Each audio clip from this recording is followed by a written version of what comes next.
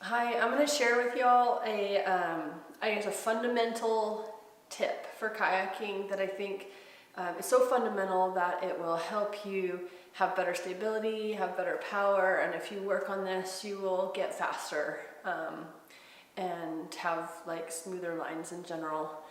And the fundamental piece of it is really thinking hard about how we are engaging our abs when we're kayaking and how we're sitting in the boat and how those two things kind of go together. I originally learned about something called functional breathing when I was doing some physical therapy for my hip flexors. And then I started applying it to my kayaking and noticed huge improvements. So the first part of this is really thinking about where and how we are engaging our abs. And when we're kayaking, it's super helpful to engage our abs. I'll show you from these lower abs, these abs that are from your belly button and lower. So if you're like squeezing your abs, that you're squeezing down here.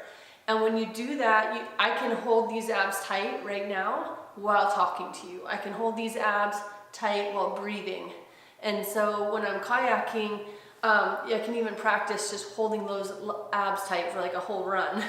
And your stability, the times you get back under, all these things are gonna vastly improve. So the way you kind of also can think about, you also wanna be able to maintain that ab tension even while breathing. And so there's an exercise you can do where, and if you have your life jacket on, that can actually help, but when you try to fill up with air, and you want to fill up like a balloon all the way around. So not just like, or filling up and it's just in the front or just high.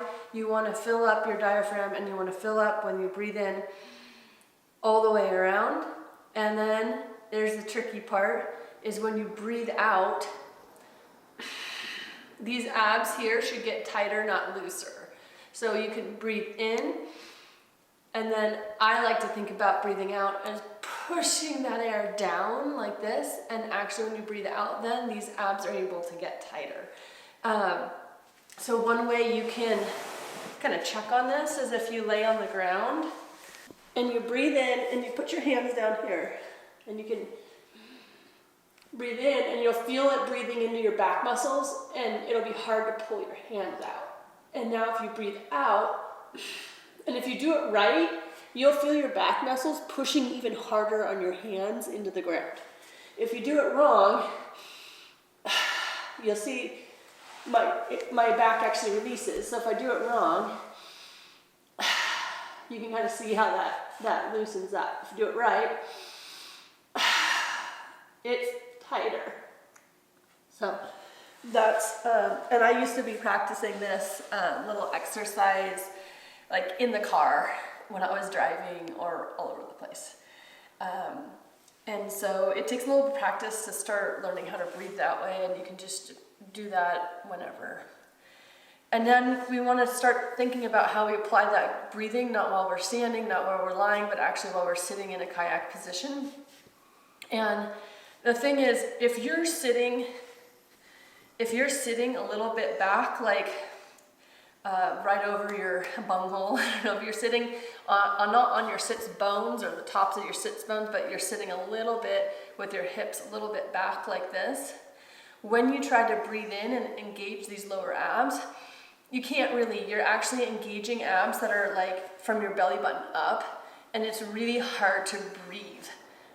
You'll find that like when you're breathing into these diaphragm kind of area and you're clenching these abs, then yeah, it's you don't have any air. It's restricting your diaphragm too.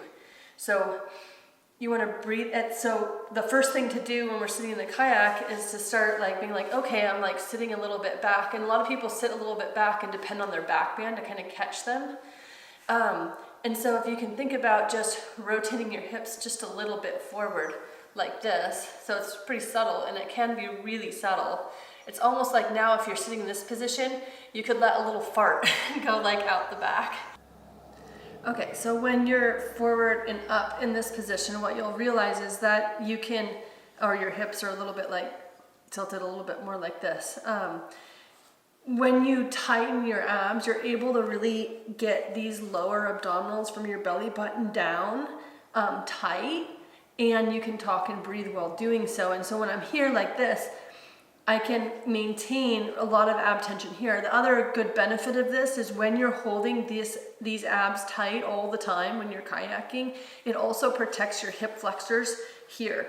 So when you're a little bit loose in the back and these lower abs, these hip flexors are doing a lot of work to keep you in this position, and you might end up with more hip problems. So there's a good benefit there. And the other thing I want you to notice too isn't just like how you sit affects where you hold ab tension, but if you're sitting back like this and now you squeeze and you're realizing your ab tension, you're able to engage your little bit like mid abs here. Two things happen is I can only rotate this far, so I have a lower degree of rotation.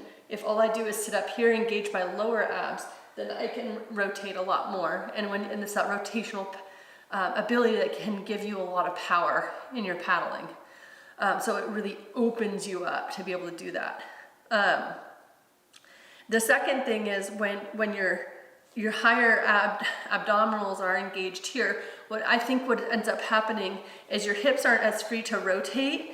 And so when you do rotations, all your rotations are happening from your shoulders. So like from your chest area. So when you're like going to paddle stroke, your rotations are happening from high.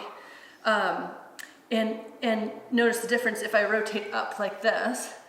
Then when I go to rotate, you almost want to think about your whole body as swiveling on a stick that's rooted, and the base, the pivot point, is where your sits bones are connected with the seat of your kayak.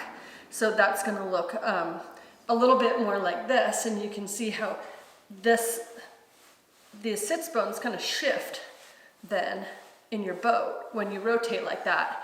And I want you to also notice what happens when I am rotating like that. Look how my legs are kind of naturally shifting and pushing. And so when people talk about like you want to push when you paddle, it's sort of an outcome of proper movement of your how you're rotating.